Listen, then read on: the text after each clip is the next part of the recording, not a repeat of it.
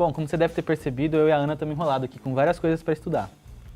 A vida na universidade não é fácil não. E as minhas notas concordariam com você. Mas a universidade vai bem além disso. Eu nunca parei para pensar sobre isso. O que é uma universidade, afinal? É o lugar do saber, da produção do conhecimento, da reflexão, da produção de ideias novas, da circulação, do debate, embora na sua nascença não tenha sido assim na universidade escolástica, no período medieval. Mas a universidade, desde que se constituiu, a sua marca é ser o locus do saber, né? Do saber desinteressado, no sentido de que ele não deve estar atrelado a nenhum tipo de poder, a nenhum tipo de interesse mercadológico, religioso ou mesmo ideológico, mas deve ser o local da pluralidade, da circulação livre de ideias e do contraditório. A universidade mais antiga do mundo se chama Al-Qarawiyyin. Localizada no Marrocos, foi fundada no ano de 859 por uma mulher chamada Fátima Al-Fihri. Só depois de muito tempo, o mundo ocidental viu surgir a sua primeira universidade, com a criação, em 1088, da Universidade de Bolonha, considerada até hoje como uma das principais instituições da Europa. O Brasil só conheceu suas primeiras universidades no início do século XX, nos estados do Paraná e do Amazonas. Mas essas instituições tiveram vida curta.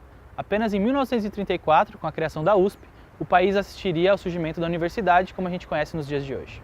Olha, a Universidade Brasileira é tardia, não é a sua instituição no Brasil, tanto é verdade que a nossa primeira universidade data de 1934, quando vários países da América Latina já tinham universidades. Então, pelo tipo de formação histórica que tivemos, a nossa universidade também é tardia, de certa forma acompanhando também o atraso educacional que havia ocorrido em outros graus de ensino pela nossa herança jesuítica, enfim, pela formação brasileira, o tipo de colonização que tivemos. Então, a universidade, de certa forma, não tem um período muito longo, porém ela avançou muito nos últimos anos em alguns aspectos. A UFSCar tem uma trajetória bem mais recente, mas com apenas 45 anos já conquistou o posto de uma das melhores universidades do país. Agora vamos saber um pouquinho mais sobre essa história. A UFSCar, a Universidade Federal de São Carlos, é uma universidade jovem. Criada em 1970, ela agora completa seus primeiros 45 anos. É uma universidade que sempre se caracterizou pela sua ousadia e inovação. O marco mais concreto desse início foi, sem dúvida alguma, a criação do curso de Engenharia de Materiais, um curso inédito no Brasil naquele momento e que hoje já se espalhou por todo o país, né, tanto no âmbito da graduação como também da pós-graduação. Uma outra questão que chama muito a atenção da universidade é a valorização da dedicação exclusiva. Nossos docentes sempre foram contratados em regime de dedicação exclusiva e, além da dedicação exclusiva, também a valorização da titulação. Também marcante para a UFSCar foi a luta pela democratização da universidade. A UFSCar foi a primeira universidade federal a eleger seu reitor e, desde a década de 70, já trabalhava com órgãos colegiados e lutando para que esses órgãos colegiados fossem, de fato, os órgãos deliberativos da universidade. Então, foi nesse sentido que a universidade cresceu, valorizando, portanto, a excelência acadêmica, mas também, de outro lado, ela sempre foi característica da UFSCar o seu envolvimento com a comunidade, trabalhando com as atividades de extensão e, portanto, olhando também para a questão do compromisso social. Na verdade, os conceitos de excelência acadêmica e compromisso social não são vistos como conceitos separados, mas sim conceitos que se interligam. Eu só posso falar em excelência acadêmica com compromisso social e só posso falar em compromisso social com excelência acadêmica. Essa é uma outra característica marcante da nossa UFSCar.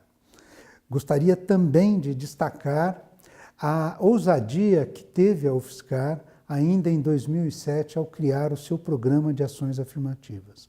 Um programa que já previa naquele momento que ao longo do tempo a UFSCar estaria reservando 50% de suas vagas para egressos do ensino público, sendo que destes o percentual de 35% seriam para negros. Além disso, criou também um programa específico para os indígenas, reservando uma vaga em cada curso para os indígenas e além de um programa de reserva também de vagas para refugiados.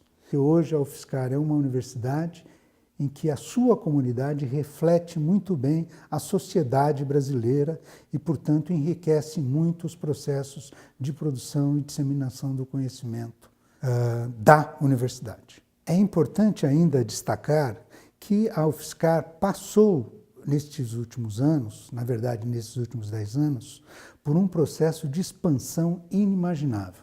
Ela mais do que dobrou de tamanho, saltou de 2 campi para 4 campi, tornando-se uma universidade de fato multicampi.